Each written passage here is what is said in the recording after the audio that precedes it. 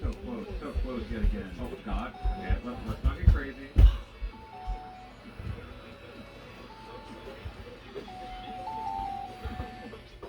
Yeah, ugh, it's even more painful to watch the second time. After such a tragic loss, I was not going to let them get the best of me again. For a pleasant change of pace, any level featuring Sonic is usually an absolutely free game range, since collecting 100 rings typically just happens during normal gameplay. Before moving on to the next mission though, I wanted to revisit City Escape. And not to attempt the hard mode, but to make sure I didn't forget about acquiring the magic hands for later. This upgrade may seem entirely useless, but it's only marginally useless. No, it will definitely have at least one extremely niche usage later in the run. Anyways, back to Green Forest. Sometimes the Chow is hidden in plain sight, but this is just one of the few examples of me not even having the slightest clue where to go. While exploring every corner, I found the ancient light upgrade, and I legitimately did not know this existed. Did I know about this? Oh!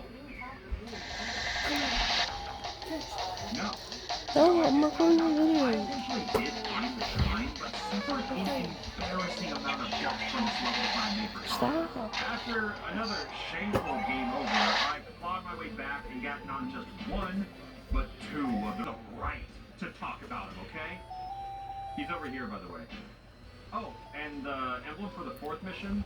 Yeah, right here. Nearly 25% of the way done. Jesus Christ. I know I've only been at this for 4.5 hours, but it's been a long 4.5 hours, okay? In Pumpkin Hill, I didn't really know where to go for 100 rings, so my first attempt was dedicated purely to recon. And after I found enough, I created the route, followed it, and moved on to find the tower on top of this creepy mountain. And yeah, we're gonna be skipping over a lot of fourth missions, alright? So with 47 out of 180 emblems collected, I decided to call it a night, and immediately started straying back up the next morning.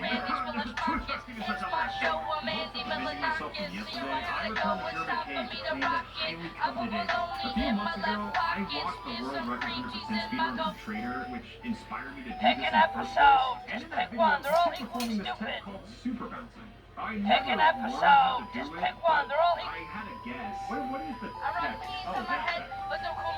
One level is the bane of my existence, but it took several failed attempts to simply figure out what the hell was I supposed to be doing.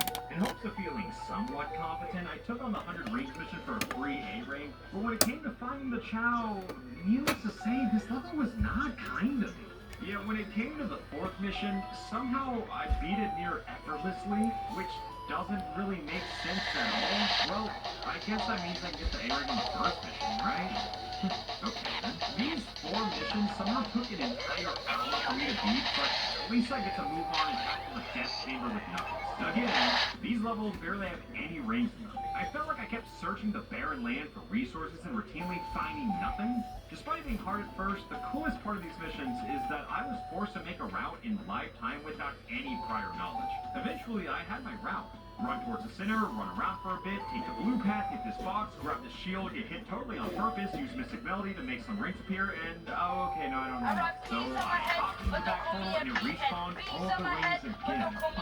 No, that's not good. And then I learned that apparently the back ring does not spawn until 1 or 2 conditions are met. Once you go past the time required for an A rank, which we obviously don't want, or 2, you take damage. I didn't end up needing it for this level, but that back ring definitely opens up some interesting possibilities for the future. However, the Chow mission was one of the most peculiar ones. First, the Mystic Melody takes you to an underwater labyrinth, and then after conquering it, yeah, good luck finding the Chow, asshole. I tried to play a game of hot and cold with the audio cues, but it ended up taking way too long before realizing that it was just above me, and I was being a little bit of an idiot. Good thing about these kinds of missions is that by the time you play for the second time, the hardest part is already over. Oh, and then there's the fourth mission where you just pull up spreadsheets and continue winning, but in a reasonable time. With 53 emblems collected exclusively from Hero Story, I know that I could have kept going, but I wanted to experience the other half of the game in Dark Story, starting with Eggman's Iron Gaze. Surprisingly, the overall design of these levels differs pretty greatly from Tails, in my opinion. Eggman levels really just feel like a running gun shooter that begs you to keep holding forward and holding the trigger down on every enemy in your path. And if you do that, you should pretty much always find an A rank at the end. Next up is this brief boss fight from Shadow into an embarrassing moment in competitive spreadsheets as it only resulted in a B rank. right before Eggman's Sand Ocean. This level features a good amount of platforming combined with a lot of enemies to shoot, but despite that, I got a C rate, which is not very good. When it comes to shadow levels, though, they're essentially identical to Sonic. The start of Radical Highway has a hidden power-up that we need to come back later for, or not. Yeah, I guess we can just get it early. Typically for these kinds of missions, if you just hit enemies in your path and make it to the end quickly, you'll likely get an A rate for the level. Luckily, the camera sure does do exactly what it's intended to do. Game? Would you like to fucking zoom in? At least things worked out on the second attempt, and by worked out, I mean things are not going well. Rouge is now up to bat with one of the worst levels in the entire game.